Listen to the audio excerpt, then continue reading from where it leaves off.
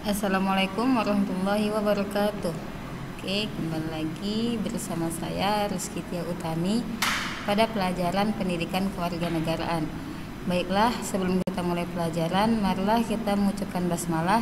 Bismillahirrahmanirrahim. Materi yang akan kita bahas pada kesempatan kali ini ialah penetapan Pancasila sebagai dasar negara. Oke, pada kesempatan kali ini kita akan membahas penetapan Pancasila sebagai dasar negara.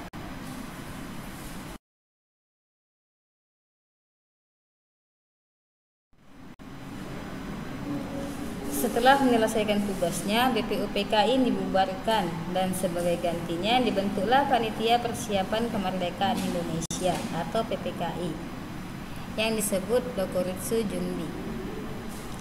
PPKI beranggotakan 21 orang termasuk ketua dan wakil ketua. Ketua PPKI adalah Insinyur Soekarno dan wakilnya adalah Dr. Landus Muhammad Hatta. Kemudian anggota PPKI ditambah 6 orang sehingga anggota PPKI seluruhnya 27 orang. Semua anggota PPKI berasal dari bangsa Indonesia.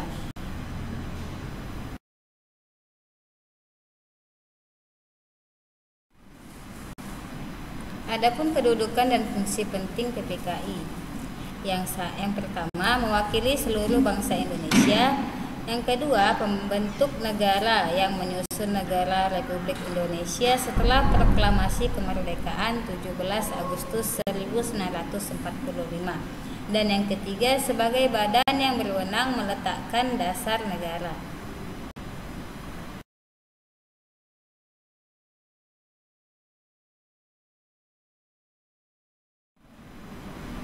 Nah, berikut ini hasil sidang PPKI tanggal 18 Agustus 1945.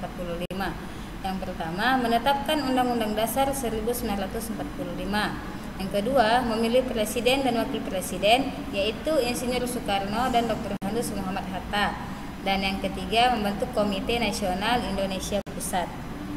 Pengesahan Pancasila sebagai dasar negara pada tanggal 18 Agustus 1945 bersamaan dengan pengesahan Undang-Undang Dasar 1945.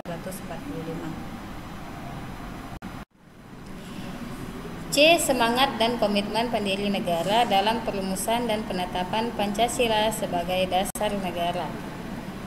Nah, Indonesia merdeka adalah berkat rahmat Tuhan Yang Maha Esa. Sikap apa saja yang tampak dari para tokoh dalam sidang perumusan dasar negara? Tentu saja semangat kebangsaan, toleransi, beragama, ketelitian, dan sikap komunikatif.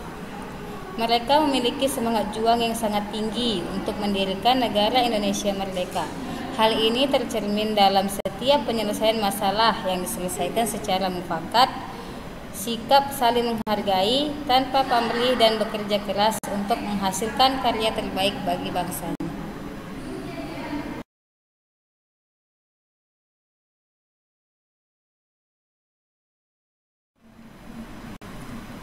Semangat kebangsaan atau nasionalisme adalah suatu paham yang menganggap kesetiaan tertinggi atas setiap pribadi harus diserahkan kepada negara dan bangsa.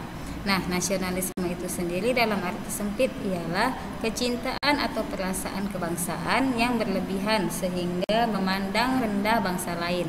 Sedangkan dalam arti luas, perasaan kebangsaan dan cinta tanah air tanpa memandang rendah bangsa lain, tetapi menempatkannya sederajat dengan bangsa lain. Kemudian, patriotisme merupakan cinta pada tanah air dan rela berkorban untuk mempertahankan negara kesatuan Republik Indonesia.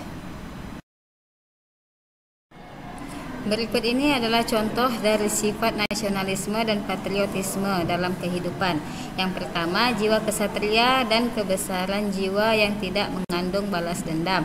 Yang kedua, jiwa tanpa pamrih dan bertanggung jawab. Dan yang ketiga, jiwa toleransi atau tenggang rasa.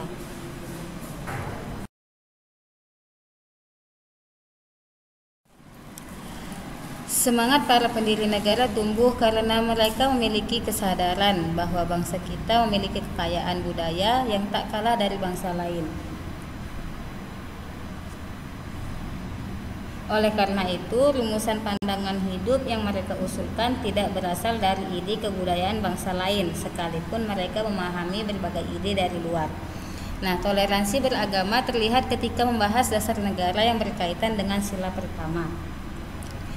Ketelitian, kearifan, dan kebijakan para pendiri negara telah mengutamakan kedua sumber, yaitu budaya dan agama, dalam melahirkan Pancasila.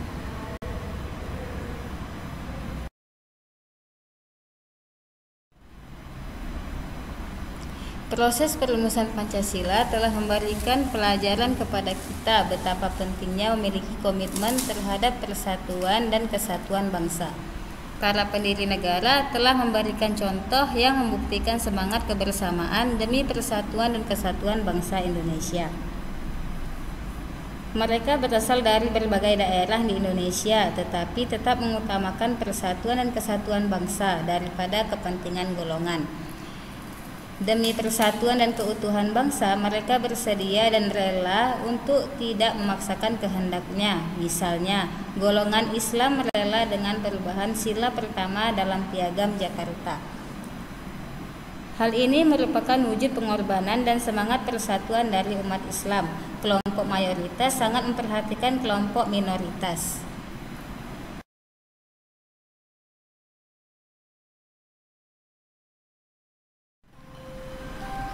Semangat dan komitmen para pendiri negara yang perlu kita hargai dan teladani dalam kehidupan sehari-hari ialah: yang pertama, nilai kebersamaan dalam proses perumusan Pancasila.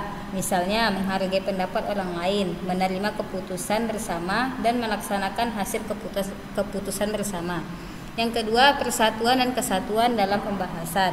Misalnya, ketika memperjuangkan hak asasi manusia, sikap tidak memaksakan kehendak kepada orang lain dan memberikan kesempatan dalam penyampaian pendapat serta menghargai hak-hak orang lain. Yang ketiga, cinta tanah air Indonesia.